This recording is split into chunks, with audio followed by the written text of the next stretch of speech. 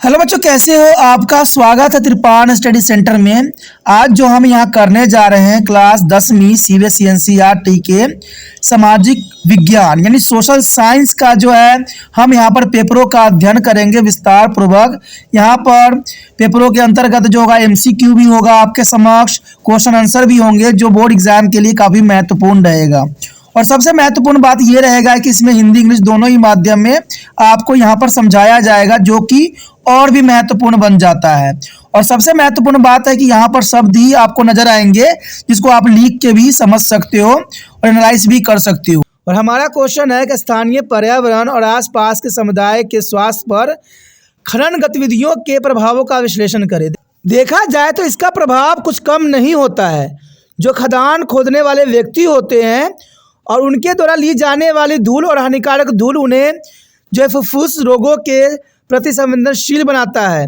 यानी देखा जाए तो इनको रिस्पिरेटरी कई तरह के डिसीज हो जाते हैं, क्योंकि आपको पता है वो उसी ही क्षेत्रों में काम कर रहे होते हैं जहां पर धूल कण जो है उड़ रहे होते हैं, और जिनके कारण उनके मस्तिष्क में जो है नाखों के द्वारा ये फुफ्फुसियों सिरे में जाते हैं और वहाँ पर ये जम से जाते हैं, जिनके कारण उनको कई तरह के जो है श्वास के संबंधी बीमारी हो जाता है।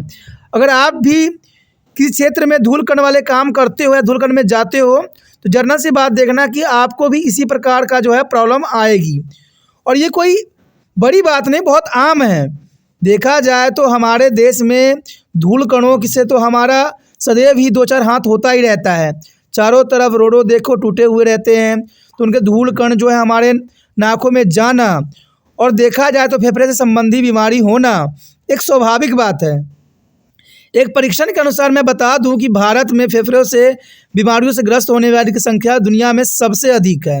कारण क्या है कि भारत में आज भी धूल कण जो है मनुष्य के जो है शरीरों में जाते हैं और उनको कई तरह की बीमारियों से जो है ग्रसित कर देते हैं। देखा जाए अगर दूसरे पॉइंट की तरफ नज़र करें तो कोयला खदानों में बाढ़ और आग खनिकों के लिए लगातार खतरा बनी रहती है। देखिए, आपने देखा ही होगा कि भारत में कई क्षेत्रों में कोयला खदानें हैं और वहाँ पर जो कोयला खोदने वाले होते हैं उन्हें कई बार जो है पूरे टनल में जो है पानी भर जाने का खतरा बना रहता है, यानी उसमें बाढ़ आ जाता है। और कई बार ये भी देखने को मिला है कि जो कोयला की खदानें होती है उसमें आग भी लग जाती है, जिसके कारण न जाने कितने जो है श्रमिकों की मृत्यु हो जाती है। और भारत में अक्सर ऐसा देखने को मिलता ही रहता है।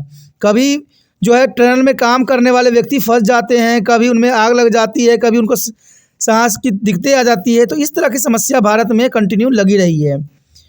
देखा जाए तो तथ्य यह है कि खनन सबसे खतरनाक नौकरी में से एक है, क्योंकि इसमें देखा जाए जो व्यक्ति खदानों में काम करते हैं सबसे अधिक खतरनाक है।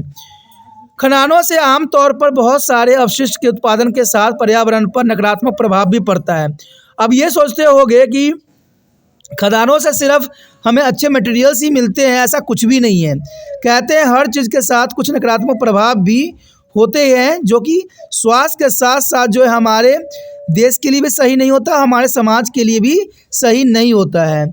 उसके पश्चात अगले पॉइंट पे अगर आप नज़र डालो तो कहते हैं स्थानीय वनस्पति और जीवों में व्यवधान और स्थानीय जल स्रोतों का प्रदूषण एक आम बात है। यानी देखा जाए तो खनन के कारण जो है जो वनस्पति आसपास होते हैं, जो जीव जंतु होते हैं, उन पे भी प्रभाव सामान्य तौर पर देखा जा सकता है। जिस प्रकार आपके शरीर पे प्रभाव पड़ता है इन खननों के, उसी प्रकार उन वनस्पति यानी पेड़ पौधों को भी पड़ता है और जीवों में भी इसी तरह की बीमारी भी आम हो जाती है। और यहाँ तक ये वनस्पति और जीवों को तो नुकसान पहुँचाती ही है, प्लस देखा जाए तो स्थानीय जल स्रोतों को भी काफ़ी प्रदूषित कर देती है। कई क्षेत्रों में नदियाँ बह रही होती है और उन क्षेत्रों में खनन होते हैं, जिनके कारण नदियाँ भी प्रदूषित होती रहती है। इसके लिए भारी मात्रा में ऊपरी मिट्टी को हटाने की आवश्यकता हो सकती है, जिससे कटाव, आवास की हानि और प्रदूषण हो सकती हैं।